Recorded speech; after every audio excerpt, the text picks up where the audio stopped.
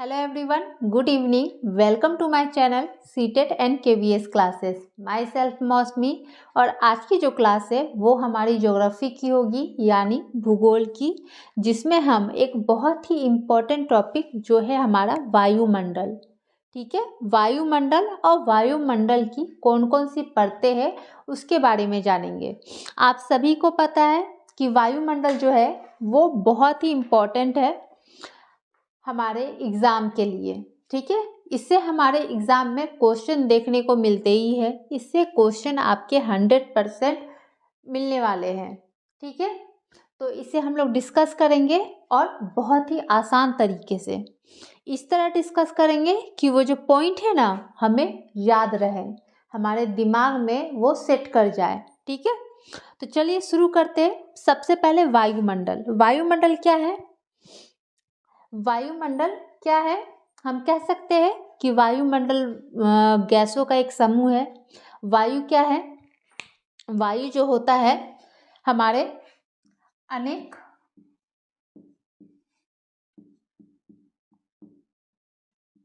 गैसों का समूह है।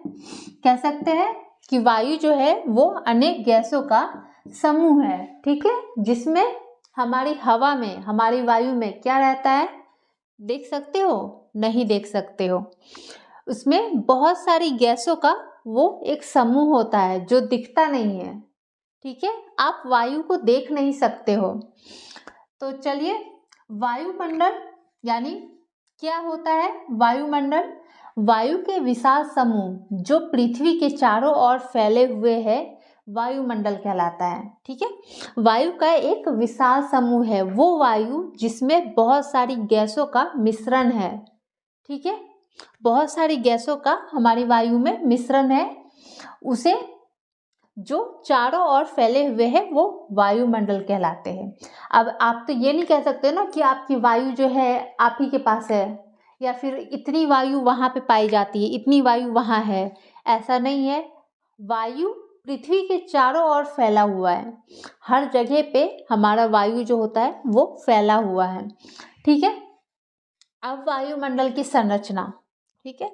वायुमंडल में सर्वाधिक मात्रा में नाइट्रोजन गैस होती है। सबसे अधिक मात्रा में अगर वायुमंडल में कोई गैस है तो वो कौन सा है? नाइट्रोजन है। ये कितना होता है? ये नाइट्रोजन हमारा वायुमंडल में 78% है। क्लियर है? सबसे अधिक मात्रा में हमारे वायुमंडल में नाइट्रोजन गैस पाई जाती है, जिसकी मात्रा जो है वो होती है 78%। क्लियर है? इसके बाद जो मात्रा होती है वो किसकी होती है? वो होती है हमारी ऑक्सीजन की। कितनी होती है? 21%, यानी 21% वायुमंडल में हमारे ऑक्सीजन की मात्रा होती है, ठीक है। ऑक्सीजन जो हमारे लिए बहुत ही ज़्यादा जरूरी है जीवन जीने के लिए, इंसान को जीवित रहने के लिए। क्लियर है? और वायुमंडल में ऑर्गन यानी इसकी मात्रा कितनी होती है? इसकी मात्रा कितनी होती है? 0.93%, ठीक है। और कार्बन डाइऑक्साइड, अब हमारा क्या रह गया है? Carbon dioxide. इसकी मात्रा कितनी होती है हमारी वायुमंडल में?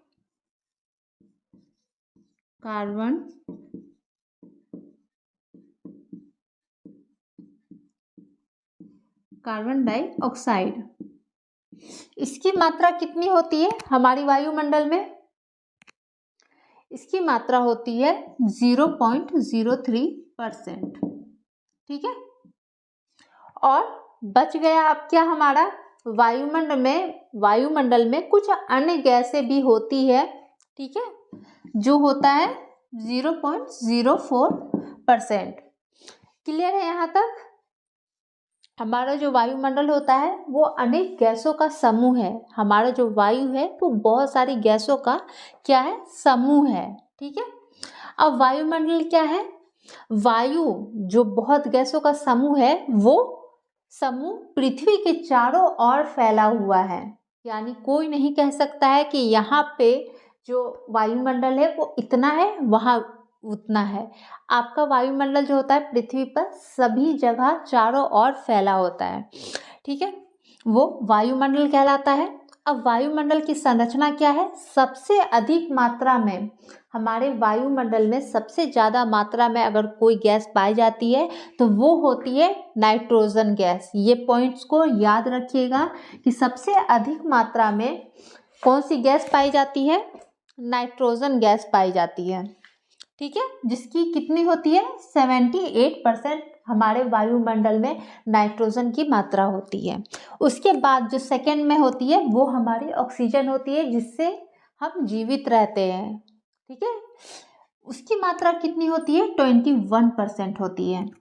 और ऑर्गन की मात्रा वो होती है 0.93%।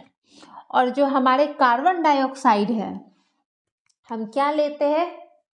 ऑक्सीजन हम ग्रहण करते हैं और कार्बन डाइऑक्साइड छोड़ते हैं, उसकी मात्रा कितनी है? 0.03%।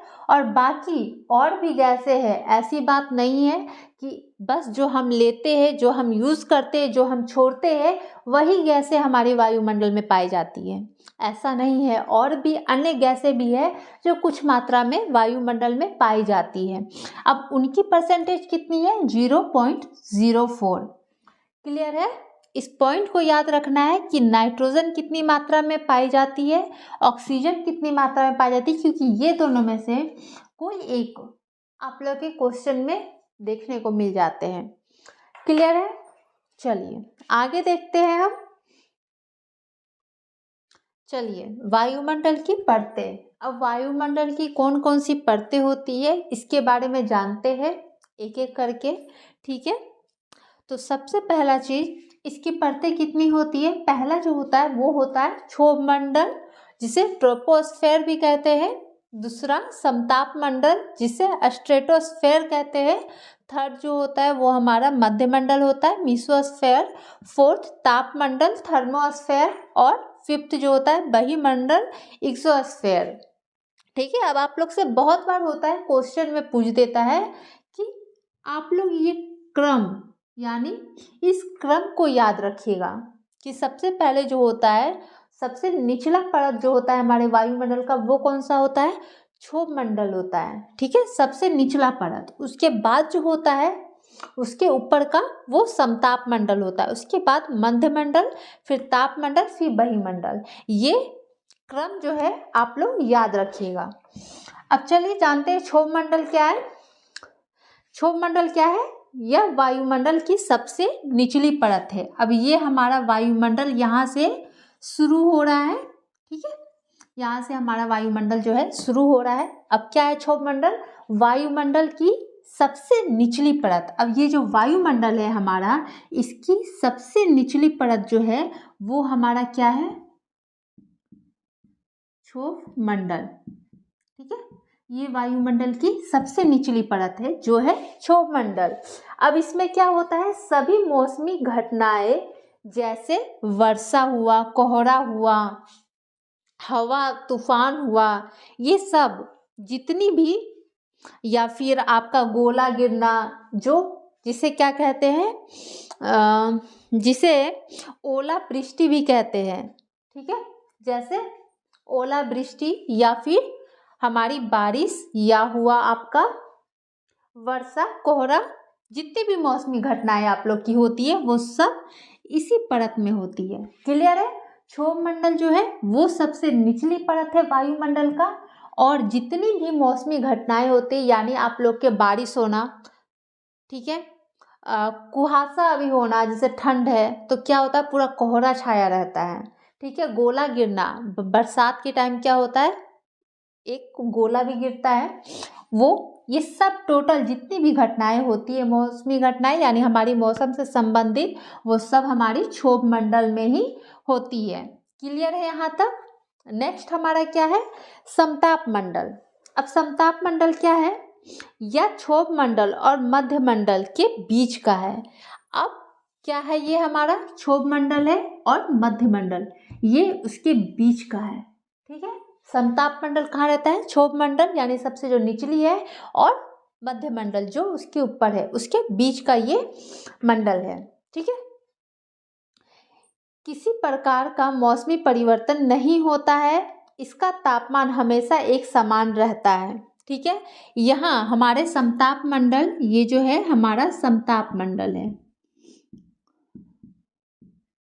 अब यहाँ क्या होता है, किसी भी प्रकार का मौसमी घटनाएं यहाँ नहीं होती, यानी बारिश, तूफान, गोला, कोहरा, वो आपका समताप मंडल में नहीं होता है।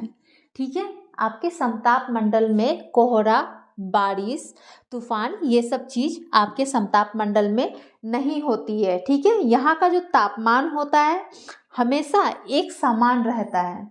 जैसे क्षोभ मंडल में बदलता रहता है, क्योंकि वहाँ पे जितनी घटनाएं होती है, बारिश, कोहरा, ये सब होता है, तो वहाँ का तापमान चेंज होता रहता है। लेकिन हमारा जो समताप मंडल है उसका तापमान सेम रहता है, एक जैसा रहता है।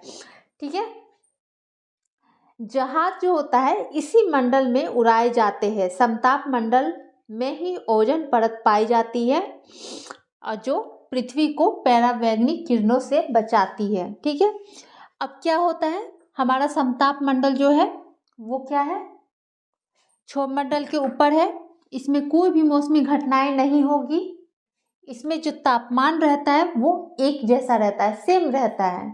और सेम रहने के कारण ही हमारा जो हवाई जहाज जो उड़ता है वो कहाँ उड़ता है, वो हमारे समताप मंडल में उड़ता है। जो हवाई जहाज उड़ते हैं वो कहाँ उड़ते हैं, समताप मंडल में। क्यों?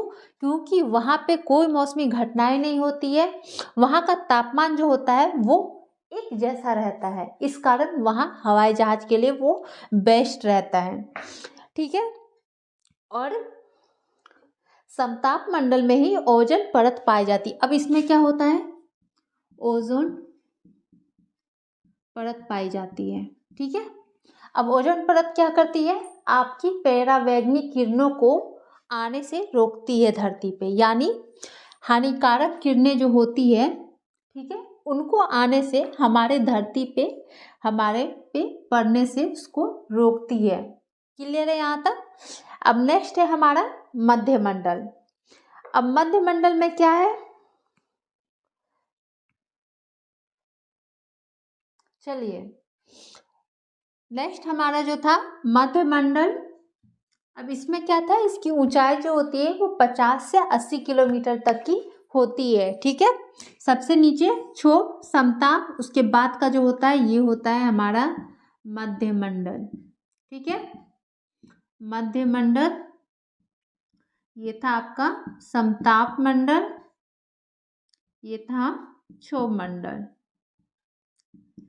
ठीक है, तो मध्य मंडल की ऊंचाई कितनी होती है, 50 से 80 किलोमीटर तक होती है। इस मंडल के ऊपर तथा नीचे के मंडल में पर्याप्त अंतर होता है। अब क्या होता है, ये जो हमारा मध्य मंडल है इसके ऊपर और इसके नीचे, ठीक है, पर्याप्त बीच में एक अंतर होता है, इसलिए इसे क्या कहते हैं, मध्य मंडल कहते हैं। इसके बीच के अंतर के कारण इसे मध्य मंडल कहा जाता है। क्लियर है?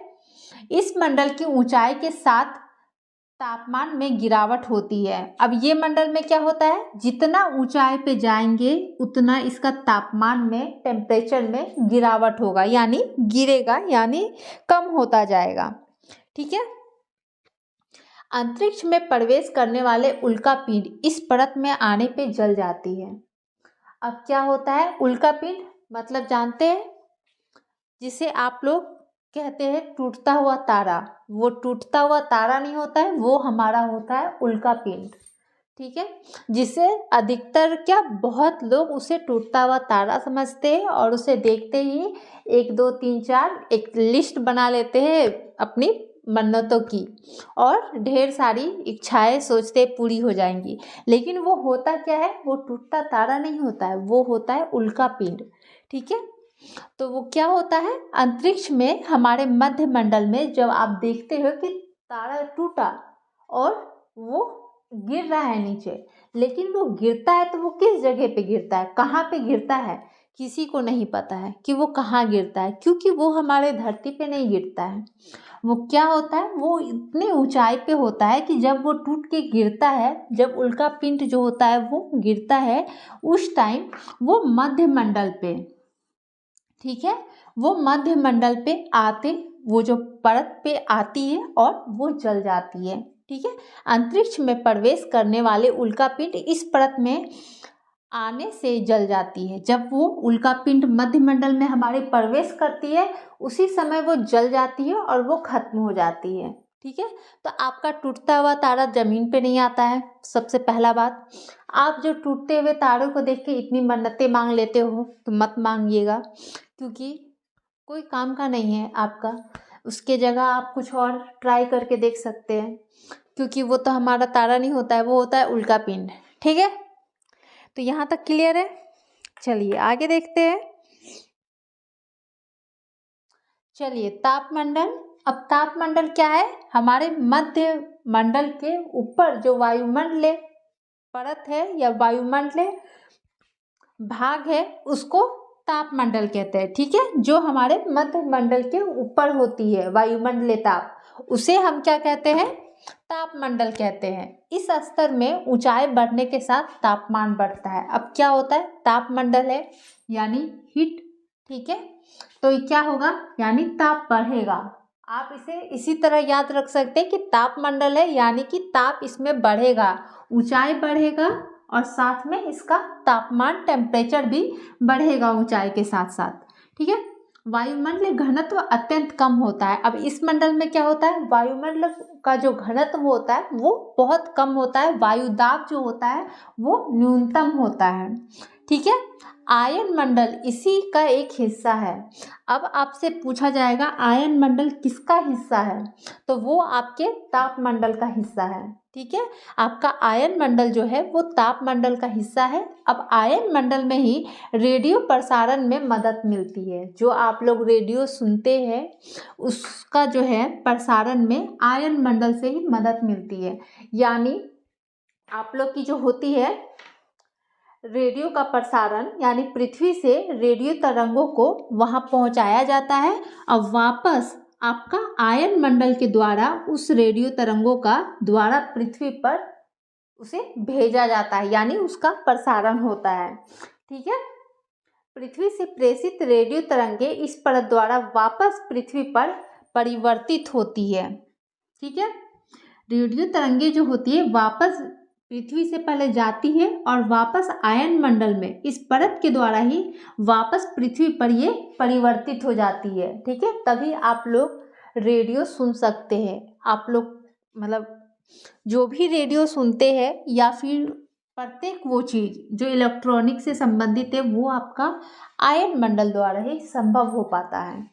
क्लियर है, क्या है आपका आयन मंडल में, इस स्तर पे ऊंचाई बढ़ने के साथ तापमंडल है तो तापमान यानी टेम्परेचर बढ़ेगा, वायुमंडलीय घनत्व जो रहेगा वो कम रहेगा, वायु दाब न्यूनतम रहेगा। आयन मंडल इसी का हिस्सा है जिसमें रेडियो प्रसारण में मदद मिलती है, ठीक है। चलिए नेक्स्ट देखते हैं। चलिए ब्रह्मंडल यानी एक्सोस्फेयर, ये क्या है, ये आयन मंडल के ऊपर ब्रह्मंडल पाया जाता है। क्या आयन मंडल, अब आयन मंडल किसका भाग है, हमारे तापमंडल का, ठीक है। तो ये इसके ऊपर पाया जाता है, यानी आयन मंडल के ऊपर पाया जाता है। इसे आयतन मंडल भी कहा जाता है, आयन मंडल को आयतन मंडल भी कहा जाता है। हीलियम और हाइड्रोजन जैसी हल्की गैसें यहाँ अंतरिक्ष में तैरती है।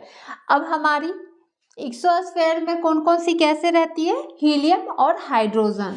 हीलियम और हाइड्रोजन जैसी हल्की गैसें यहाँ पे तैरती है, ठीक है। याद कैसे रखना है, हीलियम, ह से हीलियम और ह से हाइड्रोजन, ये दोनों गैसें जो है हमारी सबसे लास्ट वाली यानी एक्सोस्फेयर में सबसे हल्की गैसें यही पाई जाती है, ठीक है। अब इसे आसान तरीके से कैसे समझ लें, पढ़ तो सब लिए, याद कैसे रखा जाए, बात अब आ जाती है कि याद कैसे रखा जाए, ठीक है। तो सबसे पहले हमारा कौन सा मंडल होता है, ये हमारा वायुमंडल शुरू है, यहाँ से हमारा वायुमंडल शुरू हो रहा है और सबसे जो निचली परत होती है वो कौन सी होती है, वो होती है क्षोभ मंडल। ठीक है, ये क्षोभ मंडल होती है। अब भाई ये जो है ये हमारी भाई पृथ्वी है, ठीक है, जिसमें यहाँ पे मनुष्य जी रहे हैं। अब सही टेक्निक एक यही रहता है याद रखने का, ठीक है। ये हमारी पृथ्वी है, यहाँ मनुष्य है, और जो वायुमंडल की सबसे निचली परत, जो स्टार्टिंग हमारा होता है, सबसे निचली परत हमारी क्षोभ मंडल होती है। अब भाई हमारी ये जो परत है क्षोभ मंडल की वो स्टार्ट हो गई, यहाँ हमारी क्षोभ मंडल है। अब क्षोभ मंडल है तो जितनी भी मौसमी घटनाएं होगी, यानी बारिश, बरसात, ठीक है, गोला गिरना या फिर कोहरा, ठीक है, ये सारी घटनाएं कहाँ होगी, हमारी क्षोभ मंडल में होगी। ठीक है, समझ आ रहा है, क्षोभ मंडल में होगी। यहाँ मनुष्य हमें सब कुछ अनुभव होता है, बारिश होती है तो भीगते भी है, कोहरा है उसमें भी देखने को मिलता है। ये सारी घटनाएं हमारी क्षोभ मंडल में हो रही है। उसके बाद क्या आता है हमारा समताप मंडल। ठीक है, समताप मंडल। अब इसमें क्या होता है, अब इसमें क्या होता है, ये हमारा मध्य मंडल और क्षोभ मंडल का बीच का मंडल होता है, समताप मंडल।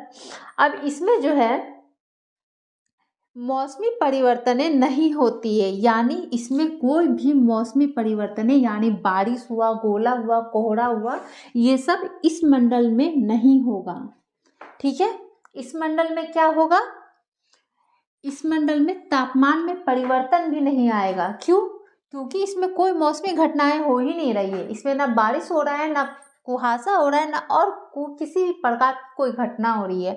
जब नहीं हो रही है तो यहाँ का तापमान क्या रहेगा, हमारा सेम रहता है। ठीक है, इसलिए ये सेम तापमान के कारण और कोई मौसमी घटनाएं ना होने के कारण ही इसमें जो है हमारी क्या होती है, हवाई जहाज जो है उतनी अच्छी तो आती नहीं है, पर काम चलाव है, समझ जाइएगा, ये जहाज है हवाई जहाज। ठीक है, हवाई जहाज। अब क्या होता है, हमारा हवाई जहाज जो होता है, जो प्लेन होता है, हमारा एयर प्लेन जो होता है, वो जो होती है, अब इसे मछली में समझ लीजिएगा, उतना खास नहीं है पर समझने के लिए ठीक है। ठीक है, तो अब हमारे हवाई जहाज होती है इसी मंडल में उड़ती है। ठीक है, क्यों, क्योंकि इसमें किसी भी प्रकार की मौसमी घटनाएं नहीं होती है। अब आप लोग कहेंगे कि होती तो है कभी कभी, तो किसी किसी कारण से, तो वो किसी और कारणों के कारण, आपके अनबैलेंस के कारण कुछ भी होता है। ठीक है, वैसे आपका जो क्वेश्चन पूछा जाता है वो हवाई जहाज जो होती है आपकी किस मंडल में वो रहती है, मतलब उससे चलती है, तो वो आपकी हो जाएगी समताप मंडल में। ठीक है, नेक्स्ट हमारा क्या था, नेक्स्ट हमारा था मध्य मंडल। ठीक है, नेक्स्ट का जो हमारा मंडल है वो क्या था, वो था मध्य मंडल। ठीक है, अब मध्य मंडल में क्या है, इस मंडल में ऊंचाई के साथ क्या होता है, तापमान में गिरावट होता है। जितना ये ऊपर जाएगा इसका टेम्परेचर उतना ही गिरावट, इसके टेम्परेचर में उतना ही गिरावट हम लोग को देखने को मिलती है। ठीक है, अंतरिक्ष में 1 मिनट,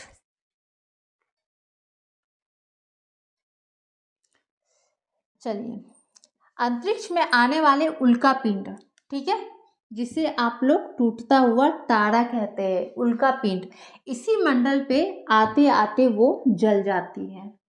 क्लियर है, हमारी जो उल्का पिंड होती है वो मध्य मंडल में आते आते वो जल जाती है। नेक्स्ट हमारा है ताप मंडल।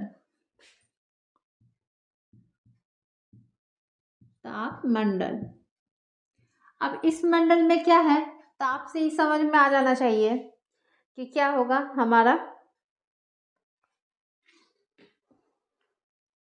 ऊंचाई बढ़ने के साथ हमारे तापमान भी बढ़ता है। ठीक है, इसमें जितना ऊंचाई बढ़ेगा हमारा टेम्परेचर भी बढ़ेगा। ठीक है, हमारे तापमंडल में ऊंचाई के साथ साथ टेम्परेचर भी बढ़ता है। ठीक है, आयन मंडल जो होता है इसी का हिस्सा है। अब तापमंडल का ही जो हिस्सा है वो हमारा आयन मंडल है। आयन मंडल अब वो तापमंडल का ही हिस्सा है। अब आयन मंडल में क्या होती है,